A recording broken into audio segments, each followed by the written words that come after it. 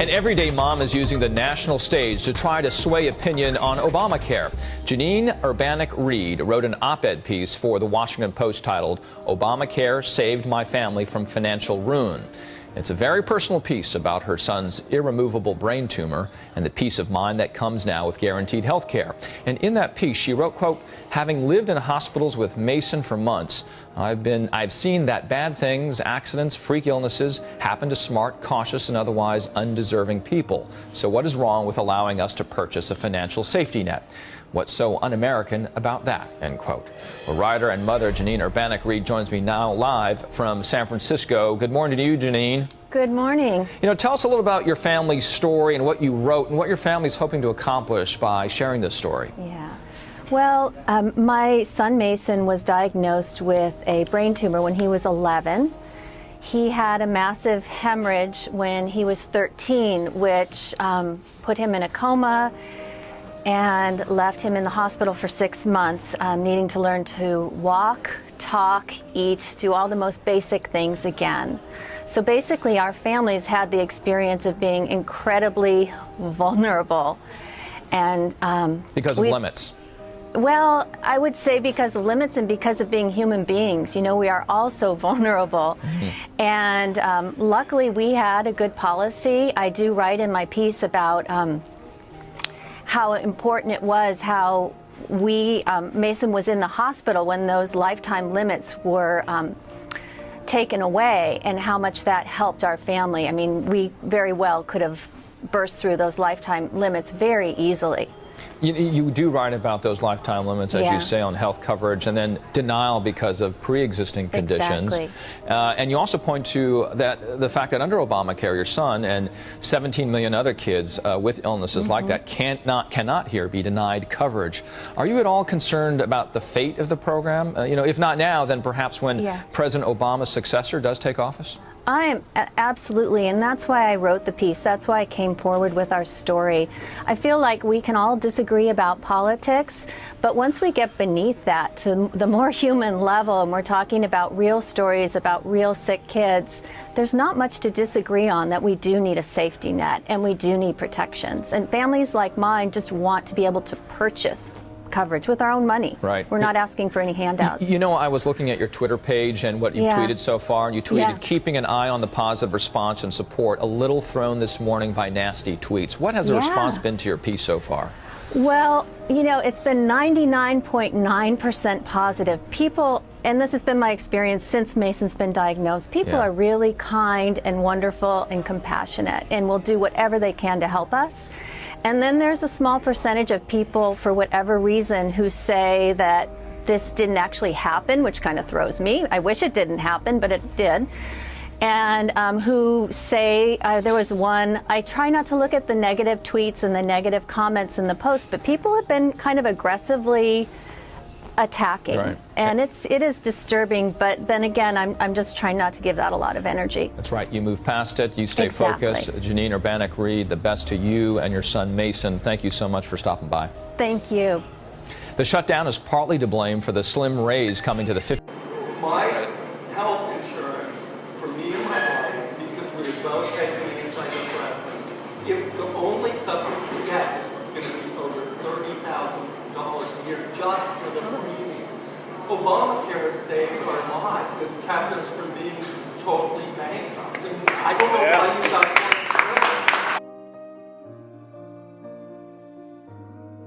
Majority of the folks who reach out to me with respect to the Affordable Care Act are very unhappy with it. Why do any of them show up except for one in a suburbia where you need a car and a GPS? It's not like the center of Ambridge right here or Aliquippa.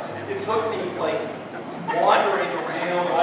I mean, if this is not your rich guy constituents, what is? Where are all these people who want you to keep repealing Obamacare? the Cortez Journal, and the Dolores Star. Well, First Lady Michelle Obama is scheduled to speak here at Fort Lewis College tomorrow at 6 in the afternoon as the Democratic campaign seeks to woo voters here in the swing state of Colorado. Well, today we're going to speak with a woman who was chosen to introduce President Obama when he spoke in Denver in May. She's Tammy Graham, fifth-generation Coloradoan, a professional mediator. When Tammy Graham was diagnosed with stage 1 uterine cancer, she knew she couldn't afford the tens of thousands of dollars needed for treatment since she didn't have health insurance. That's when someone mentioned the high-risk pools established by Obama's Affordable Care Act. The insurance helped pay for Graham's hysterectomy as well as follow-up care. After Tammy responded to the Obama campaign's Facebook post seeking personal experiences about the Affordable Care Act, she was invited to introduce President Obama. There I was, with cancer and without insurance. Through my local health department, I found out about a new program created by Obamacare.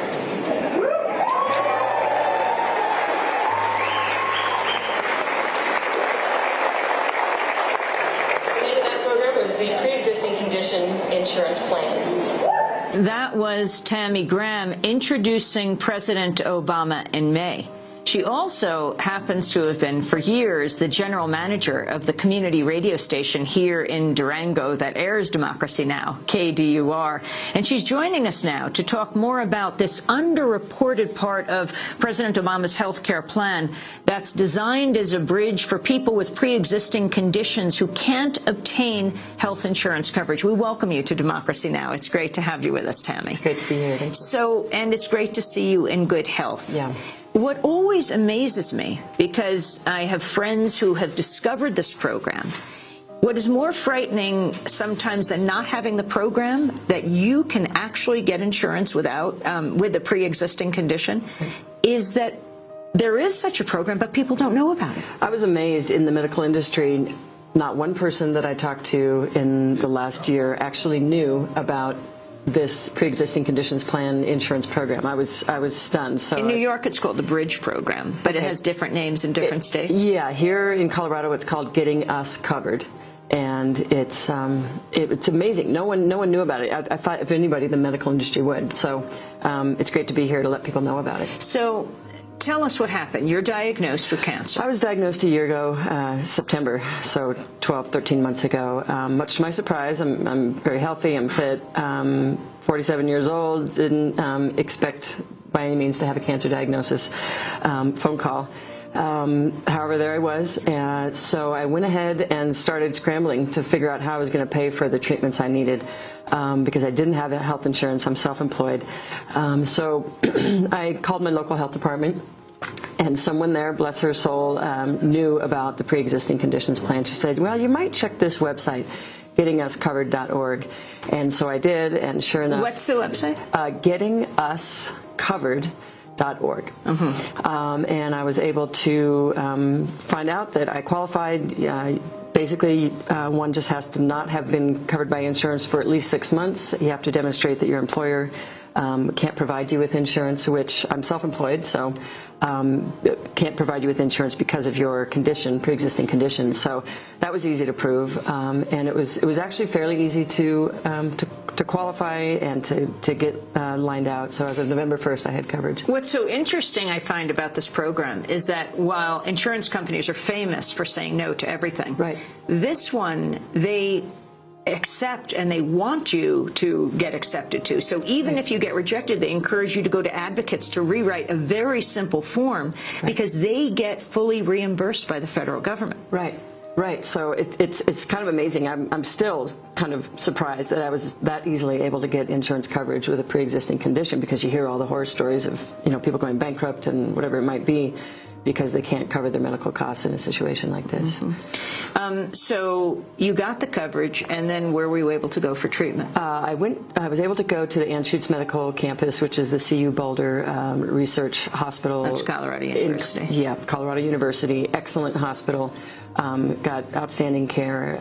Didn't have to skimp on anything in terms of my care or follow-up treatment. So, I'm fortunate. What has been amazing, that this has been in effect for well over a year, right, but that Most people in this country have no idea. There's still this thought that if you have a pre-existing condition, you might as well give up on getting any insurance. Right, absolutely. I mean, I'm still, like I said, shocked. And like you say, the vast majority of people I talk to, people have no idea that any part of the Affordable Care Act has gone into effect, much less this, in my opinion, one of the most important parts of the Affordable Care Act. Well, I want to thank you very much for being with us, sending out that alert information that could save many people's lives. Absolutely. I mean, it could have saved mine, so I'm glad I didn't have to stress about getting insurance at a time like that. So thank you, Amy. Tammy Graham, and thank you for your work with community radio all over this state. Tammy Graham, fifth-generation Coloradoan professional mediator. I guess you'll be there tomorrow here at Fort Lewis. I sure will. When Michelle Obama comes to town. Absolutely. New polls, though, say that Mitt Romney, the Pew poll, is ahead of President Obama in the polls around the country. This is Democracy Now! When we come back,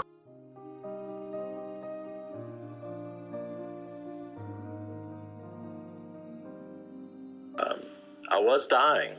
How did Obamacare save your life, David? Because it gave me the ability to get a transplant. Without insurance, I would not have been listed. My listing status for a transplant would have gone away. With insurance, I was maintained on the transplant list. And as my condition worsened, and miraculously a liver became available. And right when I was at death's door, that happened, and I was able to be transplanted. Wow. You know the law is for political football. Many politicians want this law repealed. This is just in the last week. Listen to this. The House, I'm sure, at some point next year will move to repeal Obamacare. Allow competition in the healthcare system once you repeal Obamacare. Now is the time to go after and do everything humanly possible to repeal Obamacare. I know you're not a politician or even that political, but what's your reaction when you hear stuff like that? Well, it really saddens me because obviously, you know, what's happened to the moral compass in this country? You know, we need to be concerned about people and their lives. And that's not happening. It doesn't seem to be important. You know, what's important is the tax dollar, and it's going to fund a war. It's not going to fund a health. And that's just not, I don't think that's what the founders of this country intended. An Olathe man says the health care law, Obamacare, saved his life. Once he was able to get health insurance on January 1st, he was able to go on the transplant waiting list, and he now has a new heart. Mike Odell, seeing his children for the first time since receiving a new heart at St. Luke's Hospital. It's 6 cars, isn't it? Back in December, Mike, who's 41, didn't think it could happen. I thought I would deteriorate and eventually I'd pass away. It's just been, it's been tough. Mike couldn't afford a transplant.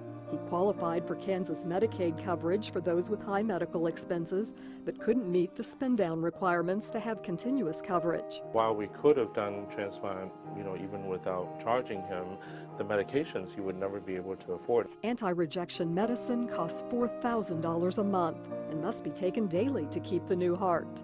I didn't want them to give me somebody else's gift, and I couldn't afford to have it. Mike couldn't get private health insurance because of his pre-existing heart condition. But as of January 1st, with the health care law, insurers can no longer deny coverage. Mike and his wife were able to get coverage through the health insurance marketplace for $190 a month.